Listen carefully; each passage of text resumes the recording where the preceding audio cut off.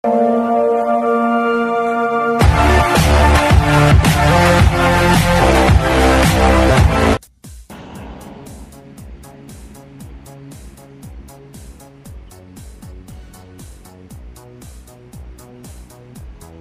ayan, nakanta tayo ng trail.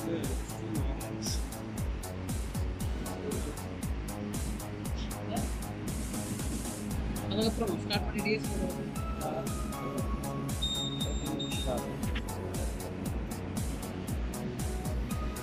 So far pa na ito.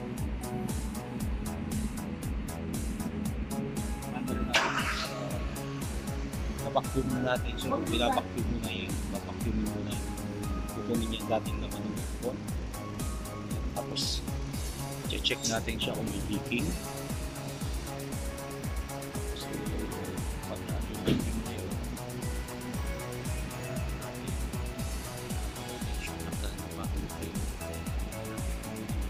so naplasmitan niya yun.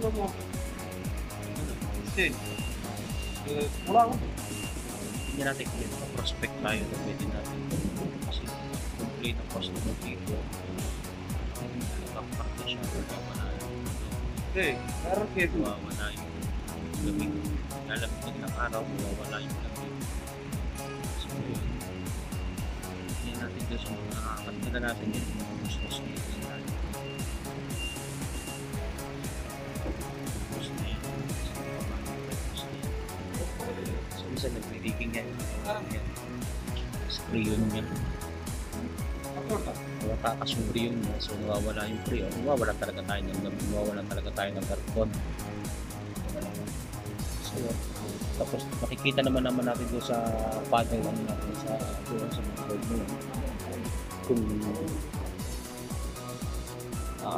babagsak yung ano niya, yung parang kami-kami niya yung babagsak kami-kami ko na. Ayan, babagsak yung kanyang parang orasan na yun. Babagsak yan, so ibig sabihin pag bumagsak yan hindi siya naka-steady, meaning to say may posibilidad na ano siya, may leaking siya. So mapapansin nyo doon sa pinakababa niya, meron dalawang liquid na kami nilalagay.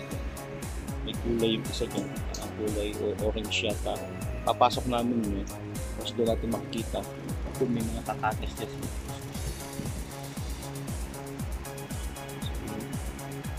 Na niya natin kung anong hatol ni technician. Sinarado niya muna,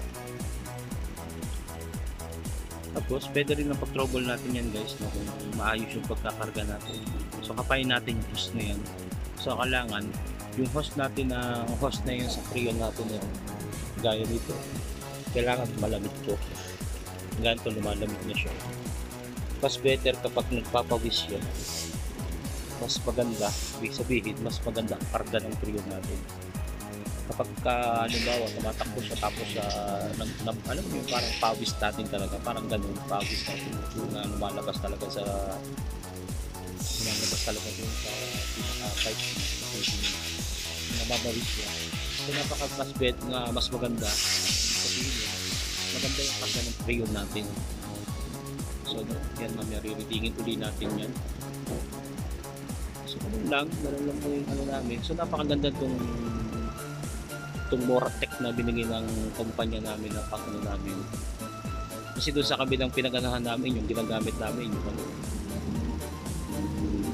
yung sirang rep. Tapos kagandahan nito, no? May resibo siya. Ayan. May resibo siya na nilalabas. 0.450 kilo, tinarda namin sa kanya. Ayan. Yung gas na tinarda namin free. Ayan. Nasabi niya dito, charges niya, ayan. So, email na ano, namin nilagay yan. So, ayan. Importante yung dito. Ayan, ito yung customer namin, ayan. Check natin yung ano. Nagpa-check din siya ng tubig niya sa radiator. Moya radiator daw. Ayan. So, may konting vibration yung kanyang makina. We have this one. Sige. Yan, hindi natin tapain. Oh, it's very high. High temperature. Careful ha. Ito mga kasama ko ito minsan napapagalitan ko to talaga kasi ano. Wala silang pakuntangan kagaya niyan. Pag kinapa mo yung hose na yun, di ba sinabi ko na napakataas ng temperature mo kasi mainit. Nag-iinit siya. Ayan, tuloy pa rin ang ano. Kaya guys, pag magbubukas tayo ng mga radiator na yan, mas better na kapain natin to. Yan, pag matigas. Yan, matigas yan. Pag matigas po, nagtigas yan, ibig sabihin, mainit.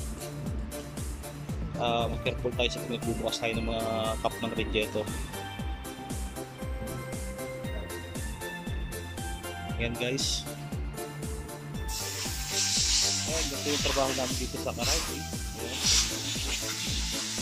So ito yung aming technician namin aircon at saka sa mga mechanical. Ayan. Ito naman sa programmer naman to sa mga technical na mga electrical. Yan yung ano niya. Yan ang so ayan, ini-explain niya sa customer natin kung ano yung mga nakikita niyong problema sa kanyang sasakyan. So yan. So ito pala yung aming workshop yan sa Karachi. Yan. Sa mga kabayan ko yan dito sa mga Saria. So nandito kami sa Arabwa, yung exit 14. Yan. Napakamura naman ang singil namin dito. Dito ang singil lang namin dito, ano lang halos nasa 150 lang. PSR lang ang sweldo ang lagay niya, singil namin yung karga. Pinagahan lang namin siya ng period. Ayan. So ito si Kia. Kia yan. Kia. Ganda ng Kia. Kulay-kulay pa. Ayan. So gano'n lang yung pagkakarga natin ng pre-on. Hopes na ano. So wala naman tayo nakitang leaking doon sa ano na.